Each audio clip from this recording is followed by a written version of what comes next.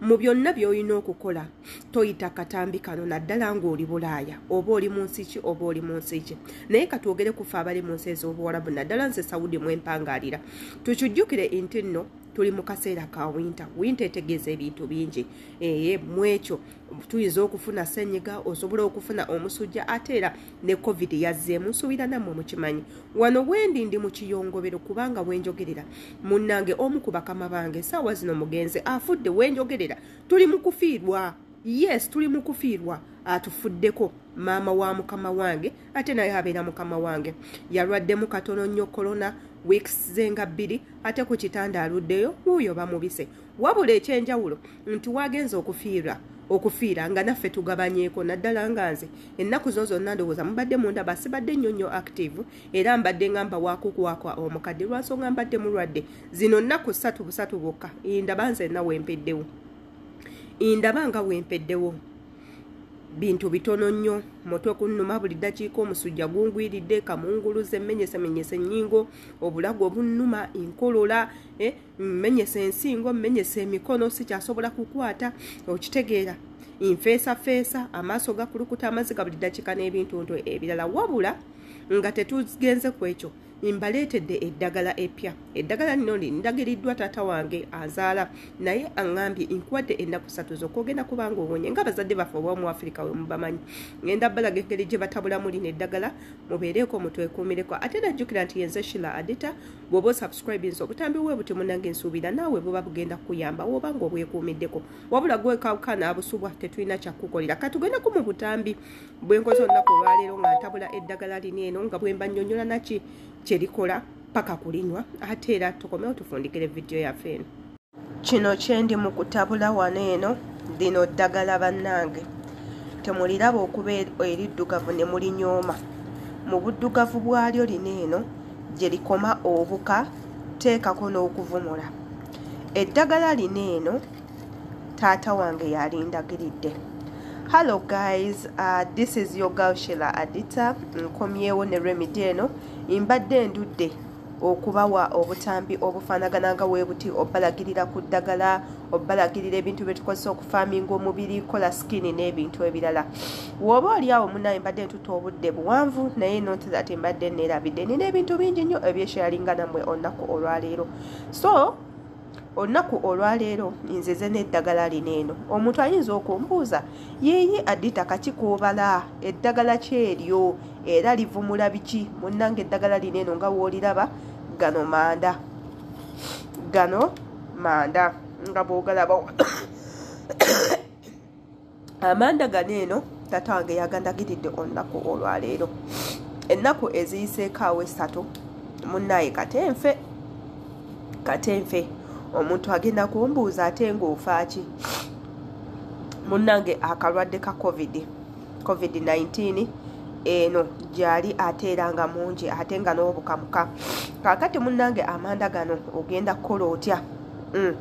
Nze kyekino ekikebe kyange kye mulaba wano eno kijjudde amanda.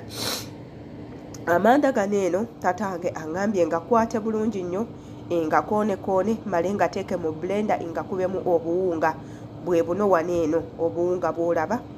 bwe buno wano eno bw'olaba muno eno ndowooza obulaba gano gonna manda emmale infumba amazzi agookya ng'era wano woogalaba kano ke kafulaska kange mwenteeka ebyokunywa byange ndowooza era mulaba omukka oguvaamu. Oyo nno ye caayi wange era wano eno gwe ntabuddeko wano eno. Nkutta amanda gano nekwata ekijiiko kimu nentabulamu amazzi agookya ate era ngenda kubanga nywa. Amanda gano eno muze yaŋŋambye tegamanyi ku kawuka konna, tegamanyi covid-19, tegamanyi musujja, tegamanyi mutwe ate ekisinga obukulu tegamanyi butwa. Immwe mwenna ndabakolirako akatambi nga njogera ku butwa nembalagira ku kibayita activated chako era nayogerako ku manda gano nesababuulira ngeri gye bagatabulamu. Nga bw'olaba ntabudde ekikopo kino ntaddemu ekijiiko kyange ekyamanda nenteekamu amazzi agookya ngenda kubanga nywa. Era bw'oba olina obutwa mu mubiri ogenda kufuluma buli kimu teekako okuddukana okusesema buli kimu kiwalidde nga kikwatagana na butwa mpaka bwe kinaaba nga kikuggwamu mu mubiri. Naye ng'ekisinga kyonna amakulu kwe kubanga bw'omala okunywa amanda gano n'olaba nti otandika okusesema n'olaba nti oddukana nywerawo amazzi beera n'ekikebe kyo ekyamazzi kikubeerenga kumpi mwannyinaze lwansonga ebiddirira tebiba bingi tebiba birungi anti n'okuggwamu amazzi osobola okufa ng'era nze wano woolaba gano ge mazzi gange nga nywako mpola bwennywa kano bwennywa gano kansubire nti katambi kaneeno kagenda kukuyamba. Kaakati tugenda kunywa amanda gaffe mpola ge gali ge twatabudde. Tofaayo kuba biba tebikaawa naye ng'ekisinga obukulu womala okukuba amanda gano mu blender kisingako n'ogakola ki ogasengejja n'ojjamu bunene obubwatuka nga nze bwe naleseemu kijja kuba nga kikuyamba. Naye nze sina kye ngenda suula ngenda mmeketa bumekese ate era nga bwe mukimanyi n'amanda malungi nnyo ku lubuto teekako n'amannyo. Bano abasajja akawuka bakyakayina ate akakulu abasajja akawuka ka COVID-19 bakyakayina era nga kakulu eri ggwe wenna abadde yeesuuliddeyo ogwa naggamba iggwe nga olowooza wakawona muganda wange beera bulindaala ate kano akaliko kaka anti mumpulira enjogera n'enfeesa n'engeri feesi gyezimbyemu kati nno siibalwise keeko nno ke bayita covid oba ffe gwe tuyita nalumunye mu lulimi lwaffe olw'Oluganda. Akawuka kaneeno kasobola okubeera munda bw'oba nga olina omusaayi omugumu ne kabeera munda ne keezinga nga ko kakusomolako mpola ogenda okulaba oggwamu amaanyi oyengeredde okyusa ekkala iggwe ng'oluyita bintu byakusaaga ogenda okujjukira nti munnange oyinamu akawuka munda nga kakubye ku ttaka ate kati ku rate kwe kattira rate ya waggulu nnyo engeri gye kattamu. Mu ggwanga lino mwempangalira erya Saudi balanga dda ne bagamba nti akawuka kano aka COVID-19 kakyalimu however nga babadde bakalwanyisa era nga percentage yabo abantu abakasigaza entono naye ate munnange kikwewuunyisa nti wogendako mu malwaliro gaabo abalwadde ba covid ogenda sangayo abantu abasukka mu 3 ekiraga enti nno bandibanga bo bagamba nti rate ntono naye ate abeeyongera okufuna obulwadde buneeno be bangi ng'oggyeko okuba nti bukosa nnyo abakadde kati nno naffe abavubuka tebututaliza. Yenze adita subscribing ku YouTube channel kwate ku kadde nga buli video yonna gye nkuteerayo ekutuukako bulungi nnyo kati nno commentinga tumanye endowooza yo ku butambi nga buneeno bwenkola ate era naawe tukusaba obeere nga oli omu ku bawabuzi abasomesa abasobola okuwabula tekako n'okusomesa banno nga weeyambisa comment section. Gwe natanaba subscribing obutambi nga buneeno bw'amakulu ate bujja kubanga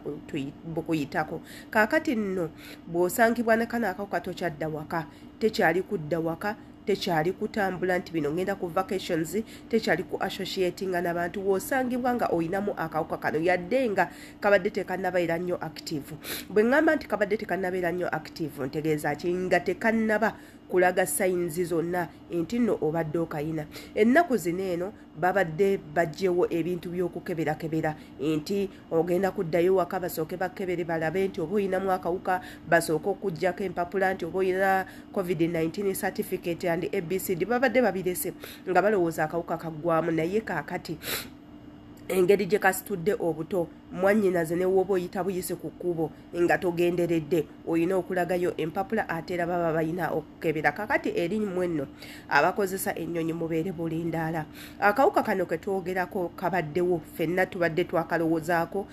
mu 2020 ne kaluma abantu ne kwonoona ebintu by'abantu ne kasiba emirimu entambula ebyensoma ebyendya buli kimu nga bw'obadde okimanyi kuba abasenga mwenna mwabiraba. Era akawuka kaneeno abantu ne bakakolako abasawo okulaba nti nno bakakendeeza naye tebaakamalaawo. Wano njagala kugamba kimwannyinaze bw'okera nga ku makya n'ofuna sayinzi nga zineeno n'okera ku makya ng'oyasimula ennyindo zikulukuta buli ddakiika amaaso gakweruse ng'olinga atalina musaayi otandise okuzimba feesi abamukumu muzimba n'emimwa ofunye omusujja ogutayina gye guva nga gwe totegedde omusujja gukugwiridde bugwirizi omutwe owulira gukwetooloola ng'owulira ng'obunyenyenkulu obuli mu mutwe owulira kamunguluze akukinyeeko omungi owa ddala amaaso gavaamu amaziga emimwa jikaze emimiro jikuluma okufaako obufi tosobola kumira tosobola ng'emimiro kuluma ate nga gyekutte ng'olinga alina ekintu ekyakalabudde obulago bukuluma buli ddakiika olulimi lwesiba amannyo gasanyalala nga tokyasobola kugaya ng'oyinza okugamba emba bazikutudde oba zikuluma amagulu nga gakutuse tokyasobola kuyimirira yadde okutambula emikono gyonna gikutuse ennyingo munnange manyirawo nti nno akawuka ako okafunye era kyolina okukola kiri kimu naddala mmwe abatalina chansi bakama bammwe batwala mu ddwaliro mu bwangu ogenda kukola otya wenyunire nnyo katungulu cumu kwata katungulu cumu oyo nkimanyi nti nno katungulu cumu si mwangu naye mugyeeko akakuta tandika okumugaaya gaayayo busatu gaaya busatu ku makya busatu ku ssaawa 7 busatu ekiro katungulu cumu oyo nno munnange alina amaanyi ag'omunda agasobola okugugula emimiro teekako n'okunafuya akawuka ako katungulu cumu oyo mugaaye osobola okukwata berries eziriwo ewaka obeere ng'olyako kuba nazo nnungi nnyo osobola okunywa enniimu enfumbe enniimu giteekemu jinja oteekemuko omubisi obeere nga onywako ebyo nno tebimanyi covid-19 kuba woba olwadde covid-19 bajja kugamba weetaaga vitamin D weetaaga vitamin C weetaaga okusingira ddala weetaaga vitamins jjukira ogenda kubanga okolola nnyo ofulumya empewo eyo egenderamu amazzi ogenda kubanga onyiza nnyo and of course ago gonna mazzi ate era ng'ekisembayo nywa nnyo amazzi ogettanire ate era oteekeko masiki nazo zettanire munnange zijja kuba nga zikuyambako kansubire nti video eno ebadde very helpful nkusaba ogiweeko muno yenze Shila Adita imbagala nnyo tovaawo nga tusubscribinze ate munagamba nti bannange saabawadde content mbawadde ekikolo n'eddagala nga kitange bwandagiridde eddagala eryo nange wensazeewo indigabaneko nammwe ate nga jjukira nabalagirirako ku ddagala lino eno ne mbagamba bannange eddagala lino kafulu nnyo mu kuvumula obutwa nali simanyi nti lisobola okukola ne ku ndwadde endala nga kolona nga ssenyiga ng'omusujja nga ebintuntu ebyenjawulo abazadde baffe omw'omu Afirika be basinga nno okumanya eddagala w'oligayaalirira ng'olowooza nti olw'okuba manda gaddugala